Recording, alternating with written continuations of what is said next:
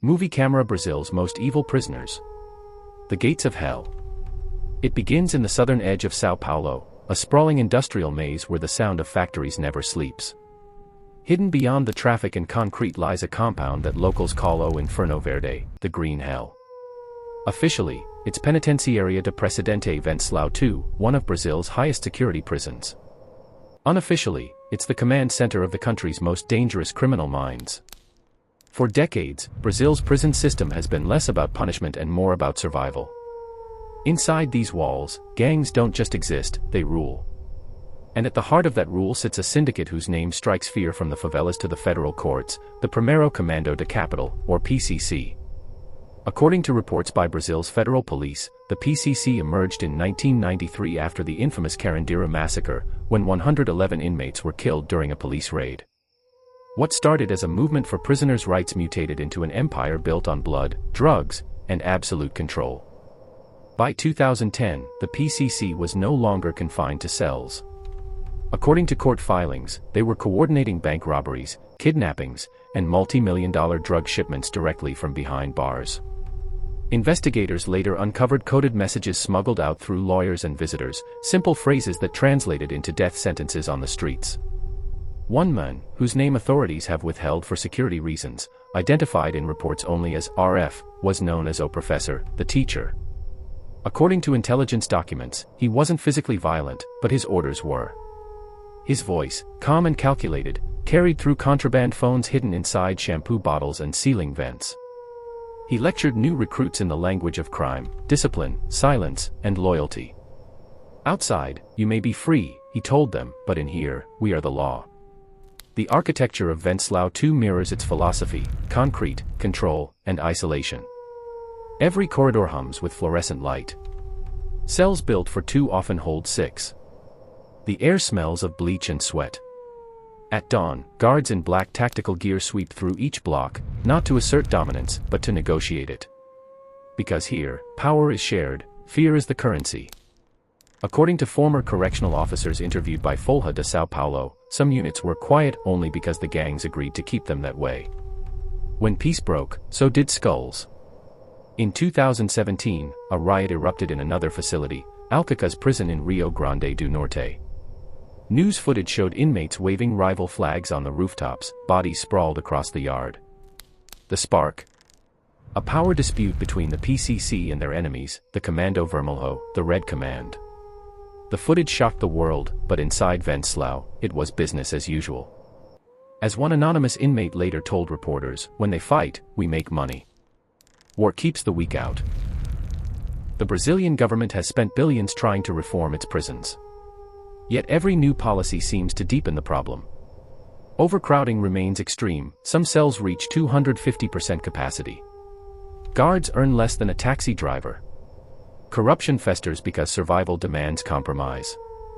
You can't control 700 men with 20 officers unless someone's cooperating, said one former warden, speaking to BBC Brazil. Cooperation often meant turning a blind eye. Within that chaos lives a new generation of inmates, some born after the PCC's creation, yet shaped by its code. They know only one hierarchy, the chain of command from the Sintonia Final, the final coordination circle, to the lowest recruit, the Irmão Novo. To betray the PCC is to vanish. According to investigative reports, entire families have been relocated under witness protection for testifying against the group. Even judges have received death threats scrawled on their gates. But not every evil in Brazil's prisons belongs to gangs. In 2002, investigators reopened the file of a serial killer known in the tabloids as the Collector. He was convicted of murdering 13 homeless men between 1998 and 2000, claiming he was cleansing the streets. According to psychiatric evaluations later leaked to O Globo, he described his victims as projects. When transferred to Venceslau II for his safety, he found himself a target. For the PCC, moral codes don't protect killers, they punish those who draw unwanted attention. He lasted 5 months before vanishing during a transfer. His body was never found. Officials labeled the disappearance unconfirmed. Inmates called it justice. The more Brazil built prisons, the more crime networks grew inside them. Sociologists from the Federal University of São Paulo argue that the state created a parallel government within the walls, a society with its own taxes, trials, and punishments. One inmate who turned informant told investigators, "We are the mirror of Brazil. If the streets are broken, why wouldn't we be?" By night, Venceslau II is a city of whispers. The hum of fluorescent lights fades under the rhythm of coded taps, 3 knocks for a message, 2 for confirmation. Inmates exchange contraband like currency, tobacco, phone chips, even hand-drawn maps of escape tunnels long sealed. Most know they'll never leave. Yet power, not freedom, keeps them alive. In 2019, according to federal intelligence reports, an operation codenamed Alcatraz Brasileiro intercepted 480 calls made from Venceslau II within a single month. The recordings revealed a financial system rivaling small corporations, bank accounts in relatives' names, crypto wallets, offshore transfers. The organization's leadership, scattered across multiple prisons, used Sundays, when calls were less monitored, to coordinate. Every prison is a branch, one agent summarized. Every inmate is an employee. But the illusion of control cracked on March 2, 2020. At 6:40 a.m., a convoy of armored vans approached the main gate under heavy fog. Inside were 3 new arrivals, leaders of a rival faction arrested in Paraná. Officials had hoped that isolating them in Venceslau II would dilute their influence. Instead, it was like pouring gasoline on fire. By noon, the yard erupted in coded chants. Guards rushed to lockdown, but inside B Block, the teacher's disciples already moved. According to later testimony, a phone call, placed to an unknown number in São Bernardo do Campo, triggered a chain of retaliations. By the time order was restored, 2 men were dead, and another 5 had vanished into the maze of corridors. The Ministry of Justice called it an isolated incident. Human rights groups called it predictable tragedy. In the silence that followed, rumors spread faster than truth. Some claimed the teacher had finally been transferred to the federal prison of Mossoró. Others insisted he remained inside, communicating through coded passages hidden in religious pamphlets. The official record remained sealed. But one thing was certain: Venceslau's walls could contain bodies, not power. Outside, Brazil prepared for the global pandemic. Inside, the gates of hell stayed open. The reign of the PCC. When dawn breaks over São Paulo, it doesn't touch the men who rule from the shadows. Their power doesn't come from sunlight or visibility, it comes from control, silence, and fear. Inside the narrow cells of Presidente Venceslau II, the Primeiro Comando da Capital, PCC, became more than a gang. It became an institution. According to court filings from Brazil's Federal Prosecutor's Office, the PCC built a structure that mirrored a corporate enterprise, defined leadership, regional divisions, financial accounts, and even disciplinary departments. Every inmate had a rank, every order had a protocol, and every death had paperwork. The organization's blueprint, investigators discovered, began with a manifesto, the Statute of the Brothers. Written on thin paper and distributed secretly across prisons, it outlined 10 principles of loyalty, unity, and resistance. One clause read, "The struggle is not for chaos, but for order, our order." That order had a price. According to reports by O Estado de São Paulo, the PCC's Leadership Council, known internally as the Sintonia Final, operated from inside maximum security prisons like Venceslau II, Aveiro, and Presidente Bernardes. Each member used coded nicknames: O Professor, Buddha, Gordo, Marita. Their real names were often known only to law enforcement. Yet even the police admitted, they don't need to leave the cell to run the country. By 2013, the PCC's reach extended into every Brazilian state and several neighboring countries. Federal wiretaps exposed their operations in Paraguay and Bolivia, smuggling cocaine through clandestine airstrips. Brazilian news outlets later reported that these operations were being directed through encrypted notes passed during family visits. Some were written in lemon juice, visible only under heat. The ingenuity of control became legend. Prisoners separated by hundreds of miles could coordinate like generals in a war room. Every phone confiscation led to 10 new ones being smuggled in. Guards discovered devices hidden inside hollowed-out sandals, toothpaste tubes, and even the spines of Bibles. According to BBC Brazil, investigators once found a full financial ledger on a USB drive inside a shampoo bottle, listing names, ranks, payments, and debts. The PCC's internal economy moved millions each month, funded by taxes on illegal trade. Each member paid a contribution fee, usually 10% of their profits, which was funneled into the gang's treasury. That money wasn't just for weapons or drugs, it was for funerals, lawyers, and family support. They operate like a state, one former federal prosecutor said. They punish, they protect, they provide. But power breeds paranoia. In 2016, a letter intercepted by prison intelligence revealed growing dissent. Some mid-level leaders felt that the Sintonia Final was hoarding wealth and forgetting the brothers in smaller facilities.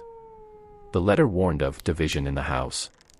Within weeks, those suspected of writing it disappeared. Their names were crossed out in ledgers, their families received warnings. The rebellion died quietly, its leaders erased without trace. The outside world only noticed when violence exploded across São Paulo. On May 12, 2006, according to Reuters and court records, the PCC launched coordinated attacks on police stations, buses, and banks, over 500 incidents in 3 days. The message was unmistakable: even from behind bars, they could bring Brazil to its knees. Over 150 people were killed. The state retaliated with mass arrests and transfers, but the damage was done. The gang's influence didn't just terrify citizens, it reshaped policy. Federal prisons were upgraded, communication protocols tightened, and isolation units reinforced. Yet each reform only sharpened the PCC's tactics. They built redundancy into their system, ensuring that even if leaders were killed, messages would continue to flow. Their communication code, called Salve Geral, became legendary. A salve could mean an order for violence, a financial transaction, or a coded blessing. To an outsider, it was nonsense. To insiders, it was strategy. According to Brazilian federal police intercepts published in 2018, one salve read, "The house must sleep early, dawn will be loud." Hours later, a police convoy was ambushed outside Ribeirão Preto. When law enforcement tried to isolate leaders in federal prisons like Carandiru and Mossoró, the PCC adapted again. They stopped using phones and returned to old methods, letters coded with biblical verses or legal references. Each passage carried meaning: the page number might indicate a target, the verse number a date. They evolved faster than the system, said one investigator. Every time we caught up, they were already 2 steps ahead. But the PCC's success didn't come from intelligence alone, it came from ideology. They sold loyalty as survival. In the overcrowded chaos of Brazil's prisons, where government authority was thin, the PCC offered order. Inmates joined not out of greed, but protection. As one former member told Fantástico, "You join because it's safer inside than out." That safety came at a cost. Breaking the code meant death. In 2019, during a federal inquiry into organized crime, prosecutors released transcripts of recorded phone calls from inside Venceslau II. One of them featured a senior PCC leader ordering a hit on a rival member for betraying the word. His tone was calm, almost administrative. "It's unfortunate," he said, but he lost his path. 2 days later, the body was found near Campinas, wrapped in a black tarp. When the teacher, the same elusive figure from Chapter 1, rose to prominence, he refined the PCC's doctrine into something more dangerous, a philosophy. He preached that chaos was weakness, that control must be absolute. In one leaked note seized by police, he wrote, "If the state is corrupt, our crime must be organized." Those words became a rallying cry for thousands behind bars. Even after several leaders were moved to federal isolation, the PCC's operations didn't slow. In fact, they expanded.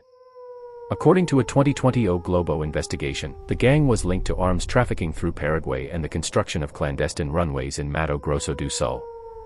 Every major arrest was followed by 2 new appointments, always anonymous, always prepared. Yet cracks were forming beneath the surface. In 2021, intelligence agencies began intercepting chatter about a brewing split, a faction known as Sintonia Restrita accusing the central leadership of betraying the founding principles. It was subtle at first: different tattoos, separate phone codes, new prayers during meetings. But within months, violent clashes erupted in prisons across the north. Dozens died before authorities regained control. The government labeled it internal reorganization. But according to human rights groups, it was an invisible war, fought with shanks and silence. Outside the walls, the PCC's influence reached deep into politics and business. Court filings showed evidence of money laundering through construction contracts, real estate investments, and even cryptocurrency accounts. In 2022, the federal police raided 28 locations across Brazil, seizing millions in assets tied to PCC fronts. Yet not a single high-ranking leader was captured. "They don't hide," said one agent. "They delegate." Inside Venceslau II, the teacher watched the headlines unfold from his narrow window. According to an unverified report by Folha de São Paulo, he once told a visiting priest, "You can't kill an idea.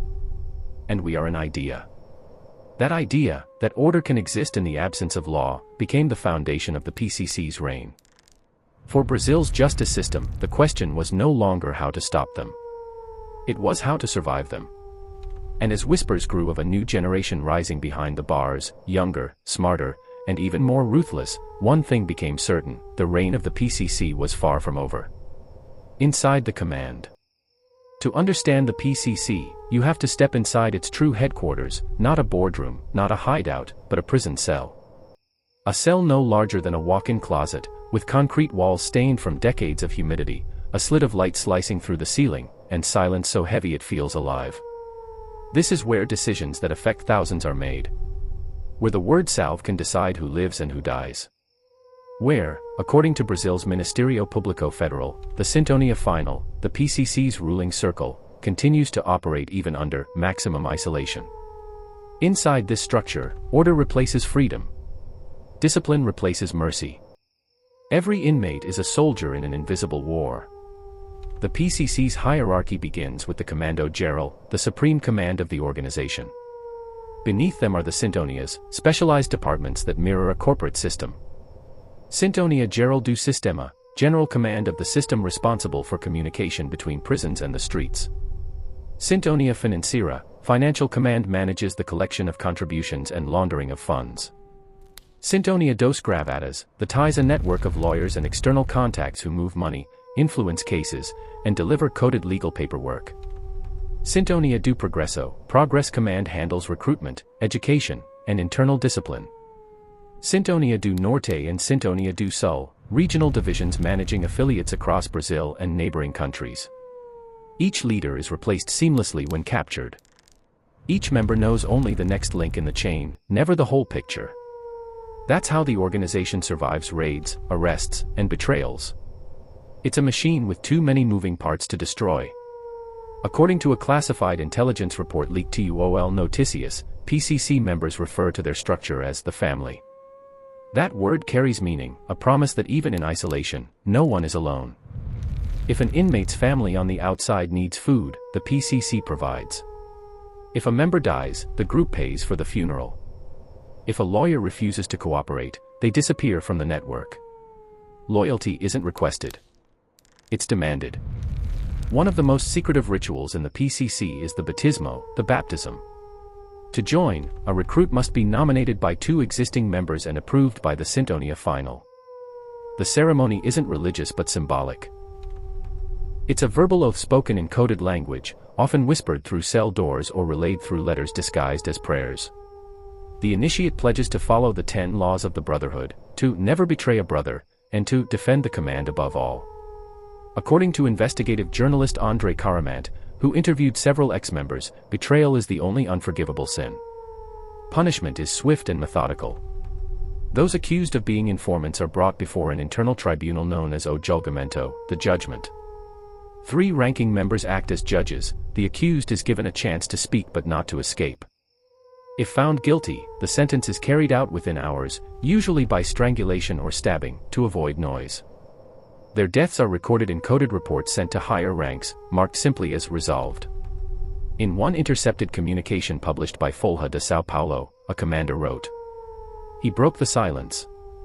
The word returned to dust. These aren't random killings, they are executions with bureaucratic precision. Every act of violence has purpose. Every death, a message." By 2015, federal intelligence noted that the PCC's reach had evolved beyond crime. It had become culture.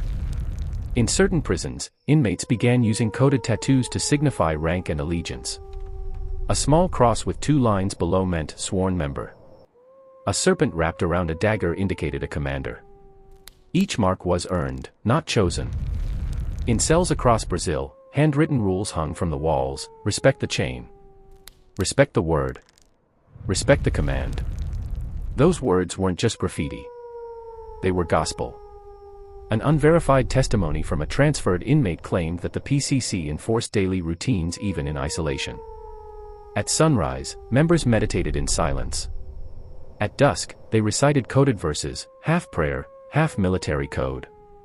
One phrase was reportedly used to begin every day: the streets are asleep, but the command is awake. The teacher, the same elusive leader from earlier chapters, was said to be the mind behind these rituals.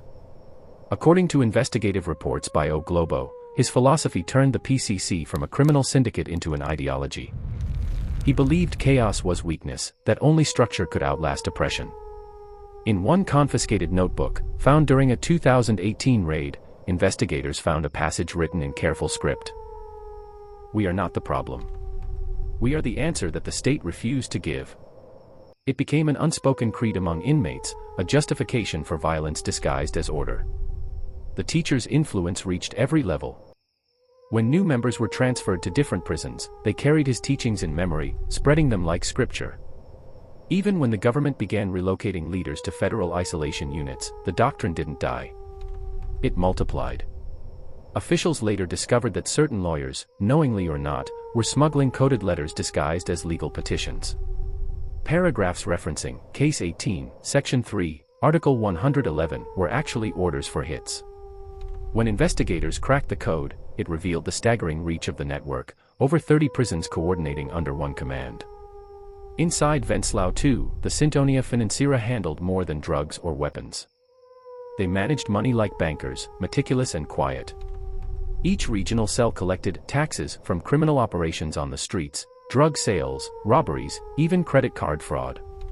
That money flowed into hidden accounts managed through a complex web of shell companies. According to a 2020 G1 investigation, the PCC's financial turnover exceeded $100 million annually. The funds weren't stored in cash, they were invested. Reports from Brazil's federal police detailed real estate purchases, nightclubs, and transport companies used for laundering. One of the most sophisticated methods involved cryptocurrency, anonymous wallets used to pay suppliers in Paraguay and Bolivia. When asked about it, one investigator said, "They run it like Silicon Valley runs tech, decentralized and disciplined." But even the most perfect systems fracture under pressure. In early 2022, a new generation inside the PCC began questioning the old ways. Younger members, digital natives who grew up with smartphones and encrypted apps, challenged the teacher's analog control. They proposed new hierarchies, more flexible communication, and even temporary truces with rival gangs. To the old guard, this was blasphemy. The Sintonia final called an emergency meeting inside the isolation unit of Brasilia's federal penitentiary. According to unconfirmed sources cited by Estadeo, that meeting ended with 3 members being transferred, permanently. Their cells were found empty the next morning.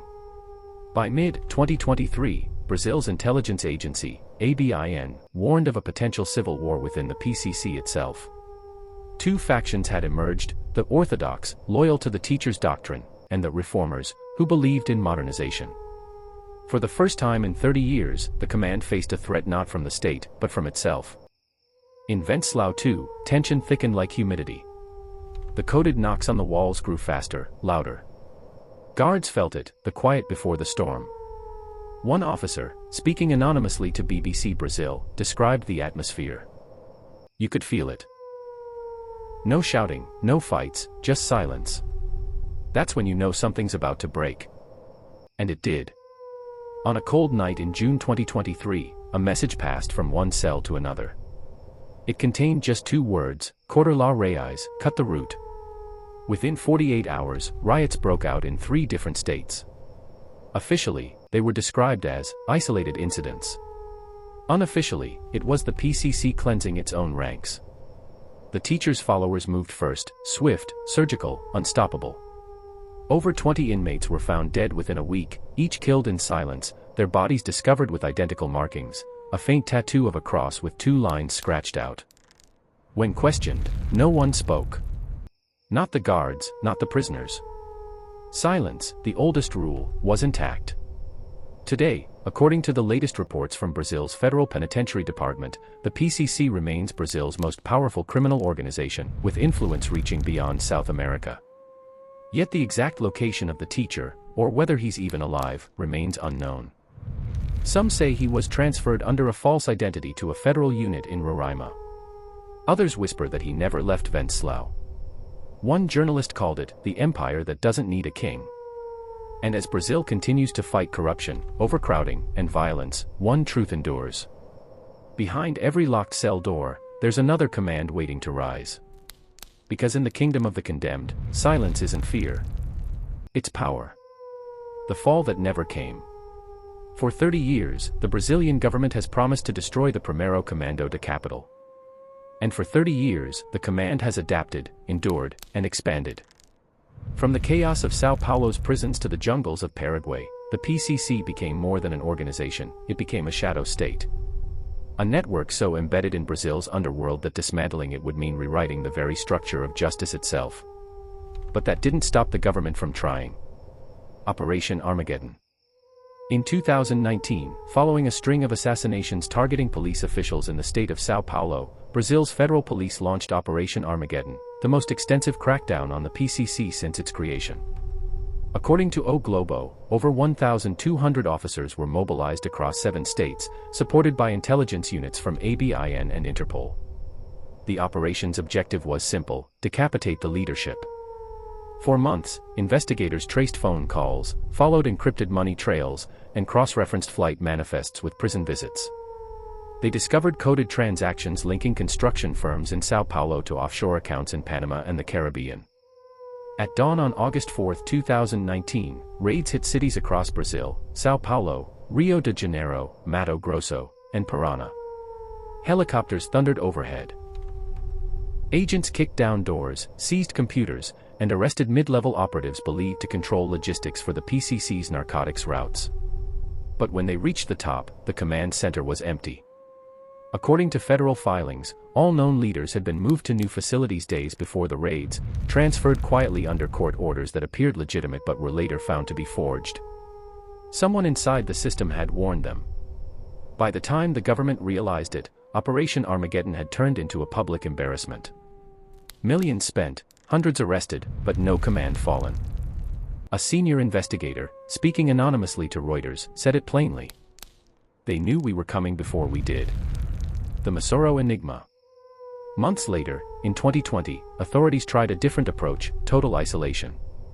The federal prison in Mossoró, Rio Grande do Norte, was designed for one purpose: silence. Reinforced concrete, triple gates, no contact visits, no sunlight. Inmates were rotated every few weeks to prevent communication. Officials believed it was escape-proof, even thought-proof. That belief didn't last. Within a year, intercepted communications proved that PCC orders were still leaving Mossoró. Investigators couldn't explain how. There were no phones, no visitors, no letters. Yet operations continued seamlessly: drug shipments coordinated, payments executed, executions ordered. Then, during an inspection, guards found something in a ventilation duct: a series of hand-folded origami birds made from legal documents. Under ultraviolet light, each bird contained microscopic writing, messages written with blue ink diluted from toothpaste and pen residue. The messages referenced transfers, routes, and payment codes. They were being smuggled out through trash collections and recycling bins. When authorities traced the route, it led to a cleaning contractor employed by the prison, a man with no criminal record but deep family ties to PCC members in São Paulo. He confessed that he thought the birds were harmless. The teacher's influence, it seemed, reached even where light could not. The failed revolt of 2021. In February 2021, the government made a final attempt to crush the PCC's leadership by relocating 20 senior members to undisclosed federal facilities under 24-hour surveillance. The idea was to sever communication entirely. For a brief moment, it worked. Reports from Folha de São Paulo described a rare silence across the prison system: no riots, no coded messages, no intercepted calls. Analysts declared it the beginning of the end. Then came March 8. At exactly 4:15 a.m., lights flickered out in 3 separate federal prisons, Brasilia, Catanduvas, and Porto Velho. Backup generators kicked in, but by then it was too late. Guards found control panels malfunctioning, locks overridden, and surveillance feeds looping pre-recorded footage. Inside Brasilia's isolation wing, an explosion tore through a maintenance corridor. By the time fire crews responded, 3 cells were open, their occupants gone. Among them, according to court filings, was an inmate listed as RF, the teacher. The Ministry of Justice immediately denied any escape, insisting that the prisoners had been relocated during a security event. Yet leaked internal memos told a different story. No transfer orders existed, and the fingerprints found near the escape tunnel matched no known prison staff. To this day, the government maintains that the teacher remains in custody at an undisclosed facility. But no footage, no records, and no witness has confirmed his existence since that night. The Phantom Doctrine. After the incident, something eerie began happening. Across Brazil's prisons, new messages started circulating, written on cigarette papers, etched into bunk frames, whispered during meal lines. They carried a single phrase. The command is eternal. Investigators at UOL Noticias discovered that a new faction calling itself Sintonia das Sombras, the Shadow Command, had begun reorganizing operations. The faction's communications echoed the teacher's writing style, formal, structured, and philosophical. Their message was clear. The teacher wasn't gone. He had become Doctrine. Whether he was alive or dead didn't matter anymore, his system lived through belief. The PCC had transcended its own leadership. Even after dozens of arrests, even after the destruction of phone networks and encrypted apps, the structure remained intact. Every time one member fell, another rose, reciting the same principles, the same rules, the same code of silence. It was no longer a gang. It was an institution. The state's dilemma. By 2023, the Brazilian government faced an uncomfortable truth: the PCC was now embedded into every level of organized crime, and parts of the legal system itself. A BBC Brazil report found evidence that the group's money had quietly flowed into legitimate businesses, logistics firms, private security companies, and even political campaigns. Some politicians denied any connection.